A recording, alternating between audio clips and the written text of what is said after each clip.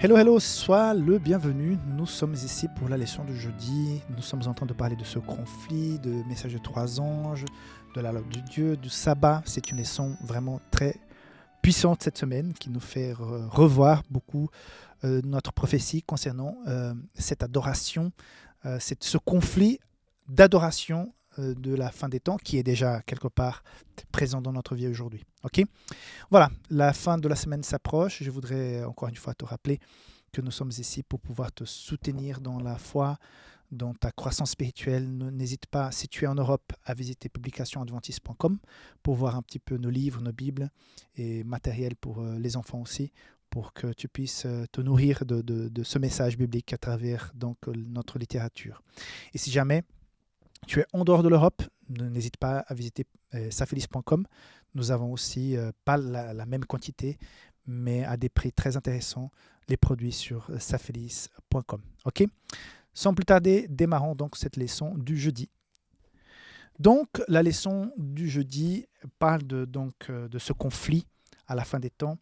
Il est question du message des deuxième et troisième anges. Donc, je t'invite à lire à partir de verset 8, chapitre 14 d'Apocalypse, et un second ange suivit en disant « elle est tombée, Babylone, la grande, qui a abreuvé toutes les nations du vin de la fureur de son impudicité. » Et un troisième ange, les suivit en disant d'une voix forte « si quelqu'un adore la bête et son image, et reçoit une marque sur son front ou sur sa main. » Donc, on voit ici deux anges qui ont un message très important. Ça veut dire quoi, faire tomber Babylone ? Ça veut dire qu'on a compris qui elle était. Quand on comprend qui elle est, ce qu'elle est en train de faire, ce qu'elle veut imposer, c'est-à-dire qu'on comprend qui elle est, son identité, et on peut la contrecarrer. Donc, on a pour ça le message du premier ange qui dit « la véritable adoration est dû à celui qui a créé les cieux et la terre, donc au Dieu de la création. » Et comme je vous ai dit hier, il y a cette connexion, ce parallèle avec Daniel 7 qui explique que cette puissance voudra changer les temps et la loi. Donc la loi, les commandements, le temps, c'est le sabbat. Donc ce pouvoir a essayé de faire en sorte que nous ne puissions pas adorer le Dieu créateur et qu'on puisse adorer d'autres dieux sur d'autres temps.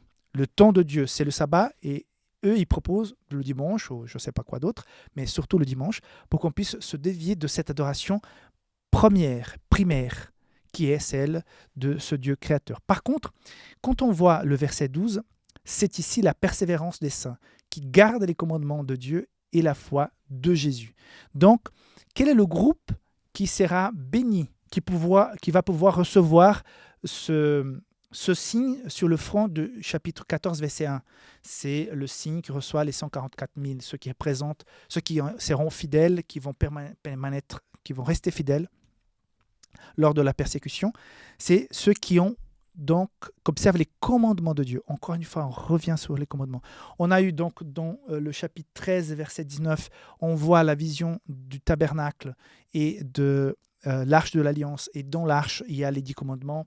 On voit dans le chapitre 12, verset 17, qui dit « Et le dragon fut irrité, et il s'en alla faire la guerre à ceux qui gardent les commandements de Dieu et qui ont le témoignage de Jésus. » Donc, toujours la question des commandements et surtout du temps, du seul commandement qui a un temps impliqué dans son observation, qui est le sabbat.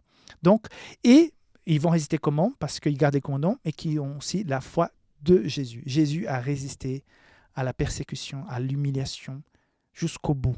Tout ça pour toi et pour moi. Cette foi de Jésus, la façon comme Jésus a affronté tous ses ennemis. Il est resté fidèle malgré les persécutions. Parce qu'à la fin, il s'agit en fait d'une guerre d'adoration. On va vouloir t'obliger à ne pas penser par toi-même. On va te dire, c'est comme ça qu'on doit adorer, c'est ce Dieu que tu dois adorer. Le temps, oublie cette histoire de sabbat, de création. Non, tu dois faire comme ça pour être en emphase avec la société, les beaux dirigeants que nous avons, les grands leaders de ce moment. Parce que, encore une fois, malheureusement, il va y avoir un mélange entre pouvoir religieux et politique. À partir du moment qu'on a ça, vous savez, c'est terrible. C'est pour ça que nous militons l'Église adventiste aujourd'hui, qui est séparation de l'État et de l'Église. À chaque fois, je ne vais pas citer, mais des pays, aujourd'hui, si tu ne portes pas certains habits, surtout les femmes sont mises en prison. J'ai entendu parler d'une adolescente qui a été assassinée il y a quelque temps parce que elle ne s'habillait pas de la façon comme il fallait. Donc le pouvoir politique qui est aussi religieux va contre cette personne, elle va même perdre la vie. Et ça sera la même chose. Et on peut se dire, mais on est dans un monde démocratique, un monde qui a évolué, mais à la fin, cette Babylone qui va, avec son vin, mettre tout le monde un peu hors de soi, hors de la case, va faire en sorte de manipuler les choses pour qu'il y ait persécution contre ceux qui pensent autrement. Tandis que Dieu, Jésus, nous donne la liberté même de ne pas le croire. Tu as la liberté de ne pas suivre Jésus, mais non, l'être humain, quand il a le pouvoir religieux et politique, il veut t'obliger à faire comme les dirigeants pensent qu'il faut le faire. Donc, ça va être compliqué. Par contre, ceux qui vont rester fidèles vont être bénis, vont souffrir énormément, mais seront bénis parce qu'ils ont gardé les commandements de Dieu et ils ont la foi de Jésus, c'est-à-dire qu'ils vont résister jusqu'au bout comme Jésus a résisté.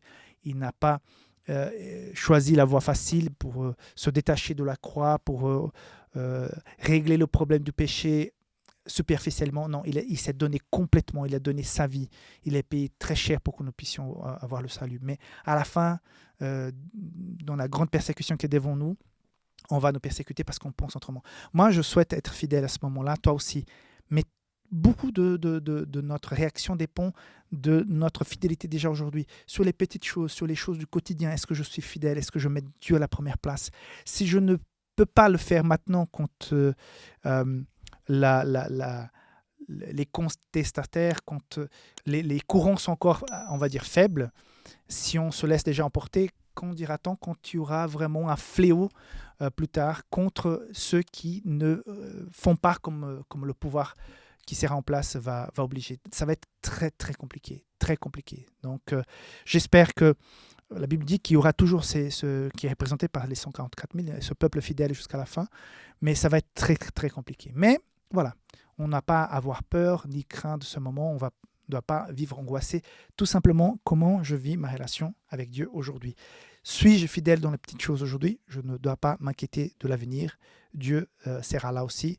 Il faut toujours garder la foi de Jésus. Et ça va faire toute la différence. Que Dieu te bénisse. Et on se voit demain pour clore cette leçon de cette semaine. Bye bye.